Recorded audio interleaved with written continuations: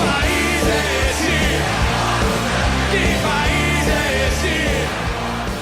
Que país... Governo Sarney. O governo de José Sarney foi inicialmente marcado pela frustração político-ideológica da volta à democracia com a morte de Tancredo Neves. Ocupando o posto de vice-presidente, Sarney foi o primeiro civil a tomar posse do governo presidencial após os anos da ditadura. Historicamente ligado às tradições oligárquicas nordestinas, o governo de José Sarney tinha a difícil missão de recuperar a economia brasileira sem abrir mão dos privilégios das elites que apoiavam. Buscando contornar a crise da economia, Sarney montou uma equipe econômica contrária à antiga política de economia do período militar. A nova equipe foi responsável pela criação, em 86, do Plano Cruzado, adotando políticas de controle dos salários e dos preços. O governo esperava conter o desenfreado processo de inflação que assolava a economia brasileira.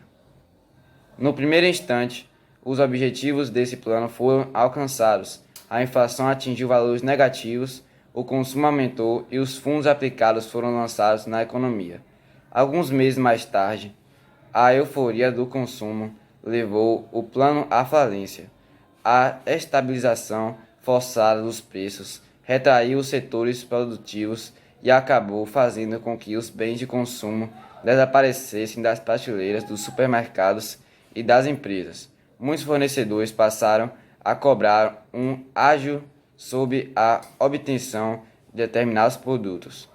Além disso, as reservas cambiais do país foram empregadas na obtenção das mercadorias essenciais que desapareceram da economia nacional. Nascido em Pinheiro, no Maranhão, em 24 de abril de 1930, é um advogado, político e escritor brasileiro, que serviu como o 20º vice-presidente do Brasil durante 1985 e como o 31º presidente do Brasil em 1985 a 1990, por causa do falecimento de Tancredo Neves.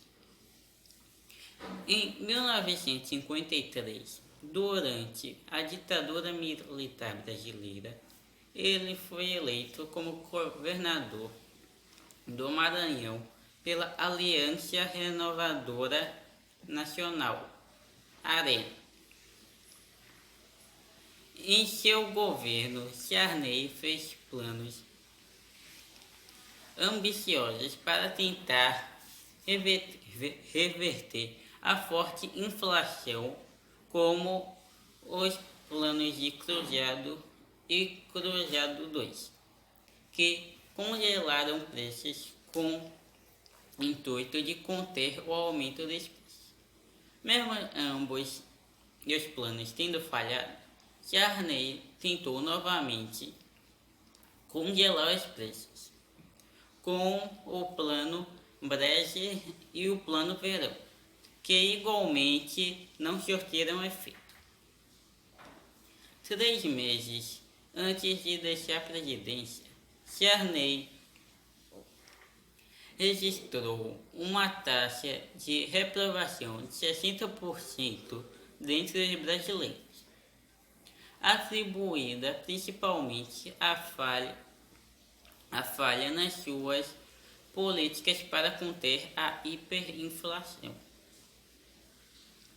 Em 1990, 5 anos depois de deixar a presidência, Sarney é novamente eleito senador, dessa vez do estado de Amapá, exercendo o mandato de 1991 a 2015.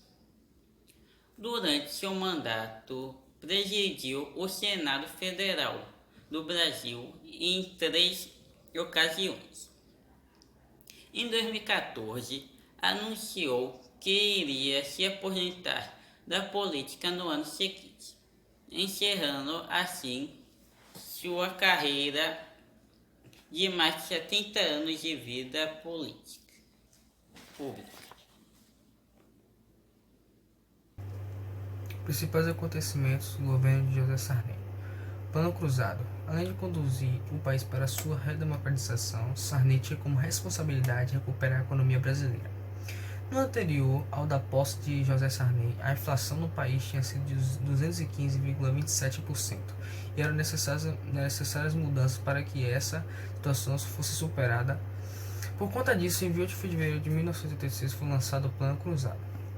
Esse plano decretou que o congelamento de preços e os salários foram reajustados em 15%, mais 8% de bônus, e receberiam um ajuste a cada 20% que a inflação aumentasse. Uma nova moeda foi criada, o cruzado, e a cada 1.000 cruzeiros é equivalente a um cruzado. Além disso, José Sarney incentivou a população a monitorar os preços dos produtos e denunciar caso encontrasse aumento irregular. A Constituição de 1988. Durante a elaboração da nova Constituição, o conjunto das forças políticas que representavam diversos interesses da sociedade buscou defender suas prerrogativas. Ficou manifesto o surgimento de um conflito de interesse entre dois blocos ideológicos distintos. Um deles representando os liberais, era o contrário à intervenção estatal na economia, enquanto que o outro, representando as forças de esquerda, defendia a continuidade e ampliação da atuação reguladora do Estado. Houve, porém, consenso em torno de algumas questões fundamentais relacionadas com direitos individuais, políticos e sociais.